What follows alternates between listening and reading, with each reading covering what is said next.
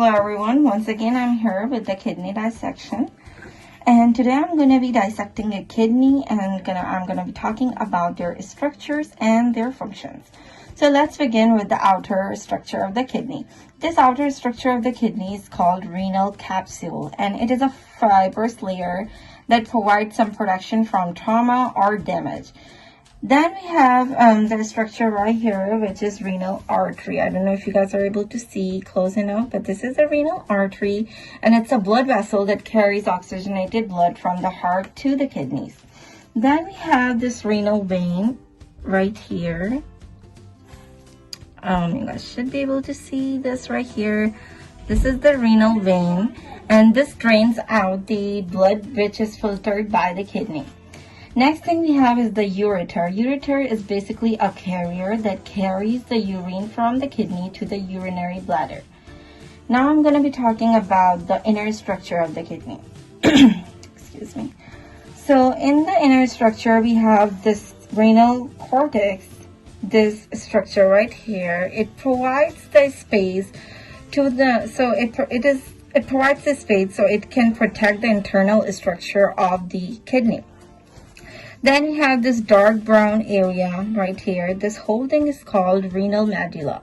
In renal medulla, the filtration of the waste materials and elimination of the fluid from the body occurs. Then we have this renal pyramid. This is a cube-shaped cavities which collects the urine before it passes on to the ureters. And then we have this renal papilla. I don't know, it should be popping out in all of the renal pyramids, but these are here you can see very better on this one.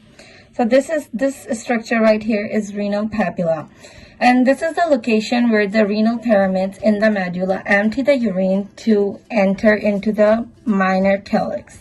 Minor calyx is right under the renal pyramid, and so minor calyx is basically surrounds by the renal papilla. And then we have this structure right here, which is called major calyx, and it surrounds the apex of the renal pyramids right here, as you can see. Next structure we have is the renal sinus, which is not very seenable on this kidney, but basically renal sinus is a cavity which is occupied by the renal pelvis. So it's around right here where the renal pelvis is, and basically it stores fat, and it is occupied by the renal pelvis. Then we have this renal column right here. Renal column allows the cortex to be better anchored, and each column consists of lines of blood vessels. Then this whole cube structure, like renal pyramid, this thing called renal lobe. They are responsible for transport of blood around the kidneys. They are responsible for all the transportation of blood in the kidney, okay? The last structure we have is renal pelvis, and the renal pelvis is basically it acts like a funnel for urine to flow into the ureter. So it's like a funnel. It's like a funnel that helps the urine to filter and flow into the ureter. So this is the inner structure of the kidney, as you guys can see, and thank you for watching.